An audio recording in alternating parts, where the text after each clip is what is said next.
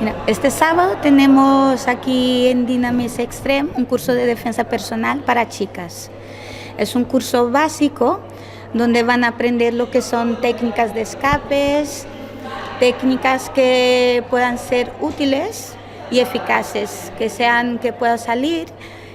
pero salir de verdad y salir corriendo y salir ilesas, que puedan defenderse, que esperemos que nunca pase nada, pero de algo que pueda, a un día sucede algo, que puedan saber escapar y utilizar también materiales como una revista, un boli, un pintalabios, el bolso y cosas básicas. Pueden venir cualquier chica, no hace falta que sepa nada de artes marciales porque es un curso propio para las personas que no tienen noción de las artes marciales ni deportes de contacto. Puede venir y el único requisito que queremos es 1 kilo de alimento no perecible para que pueda ser donado a Cáritas. Este sábado a las 10 tenemos de 10 a 1 y tenemos la intención de seguir con el curso un sábado por mes y que puedan venir y que puedan seguir practicando.